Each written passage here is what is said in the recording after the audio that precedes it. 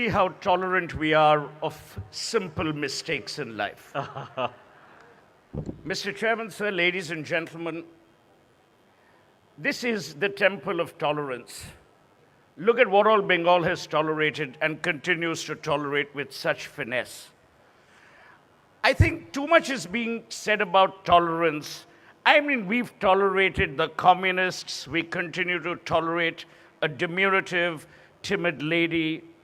We've tolerated bad roads. We've tolerated no roads. We've tolerated the onslaught of humor mixed with pathos and passion. We've done everything. I think too much has been made, as Mukul rightly said in his opening remarks, about all this tolerance thing. What we should really be intolerant about is intolerance itself. What we should really be intolerant about is poverty in our country. What we should really worry about is the subjugation of rights, the subjugation of opportunities. But what's happened today is we're living in media circus times. So if an idiot says something stupid, and there are many across political parties, and my friend Randeep will agree, Congress has its fair share. So if they say stupid things, those become the national discourse. I mean, you had a person in the Union Council of Ministers 3 days ago who says he wants to wage war against Muslims. Now, he's an idiot. He happens to be in the Union Council of Ministers, but that's certainly not what should be used to describe an entire India. Why am I being part of an intolerance discourse when actually I'm not intolerant? Why are we dividing India on lines of caste and creed and religion and exposing every little nuanced statement made by stupid people as the final yardstick of this particular government? And I don't mean this particular government, I mean that particular government.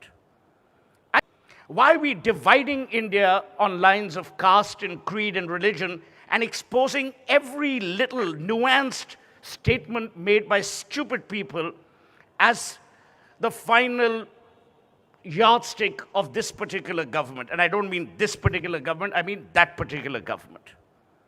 I think too much has been made over the last few days, over the last few months, and there is a bit of an issue there. I'm not for once supporting the fact that the Prime Minister doesn't speak up when he should. I think he should. But that's for the Prime Minister to decide.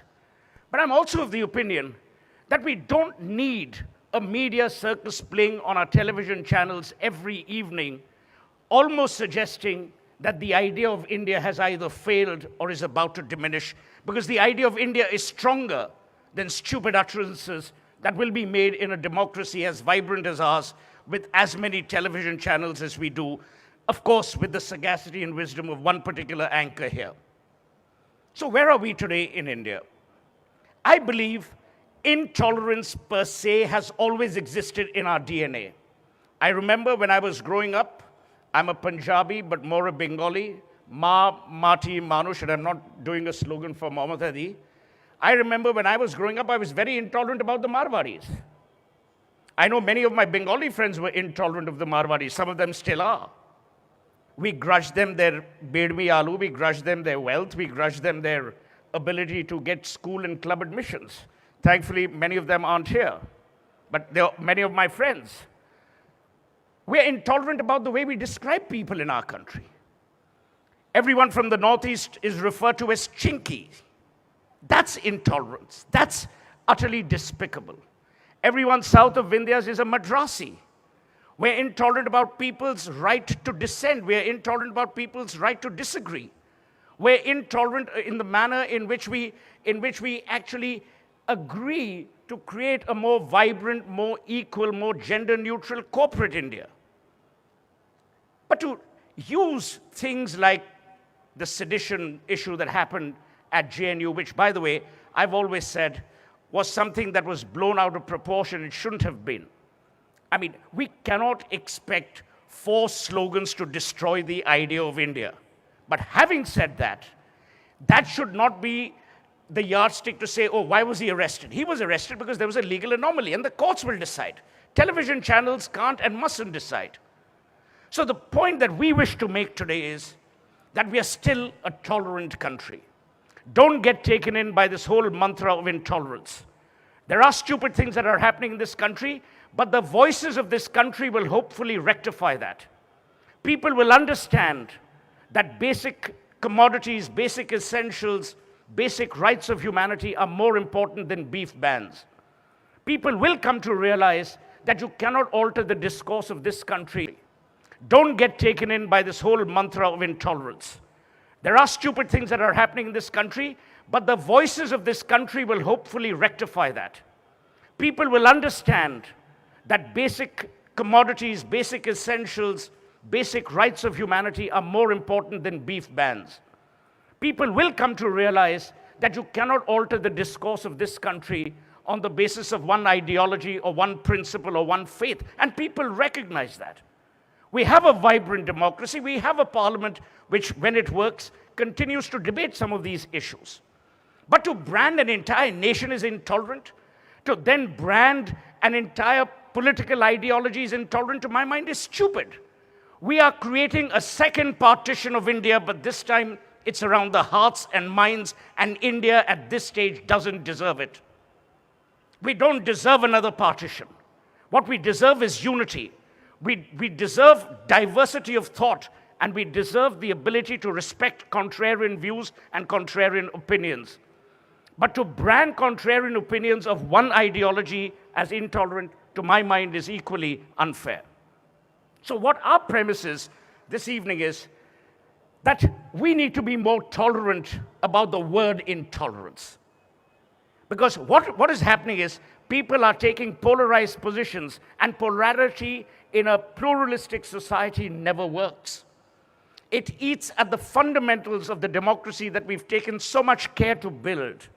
It eats at the heart of who we are and what we are. And we don't need to look at simple single utterances as being the yardstick to define today's or tomorrow's India, to define who you and I are, or who our families are, or who our children are going to be. The idea of India is far more superior. The idea of India is far greater than prime ministers and presidents. It is rooted and anchored in our history, in our legacy. 3 years in a country's lifetime will not change the idea or the idiom of India, and we need to respect that. We need to move away from this intolerance debate, because this intolerance debate is creating positions which are vicious, to say the least. Media people are being trolled on Twitter. Rightly or wrongly, I don't know. You have people who are now following the Bush dictum. You're either with us or against us. We don't need to divide this country anymore, and that too over intolerance. I'm not for a moment condoning or suggesting that some of these utterances that have been made in the past are deserved. No, they're not. But at the same time, to adopt such a vicious counterpoint to that is equally demeaning to, as I said, the idea of India. The three of us, much as the three of them, including Mukul Kesavan, believe in a composite India. We believe in a holistic India. We believe in an India which is willing to introspect, which is willing to retrospect, which is willing to move ahead. This is the land of ideas. This city gave birth to more ideas which engineered the diversity and the unity of India, more than any other place in India. This city recognizes the power of ideas, and equally the weakness of ideas that splinter, that divide, and that are fraught with sensationalism. So when you vote for the motion today, vote with your heart. Vote for an India. Don't vote for stupid statements. Vote for what is real. Don't vote for what is seen.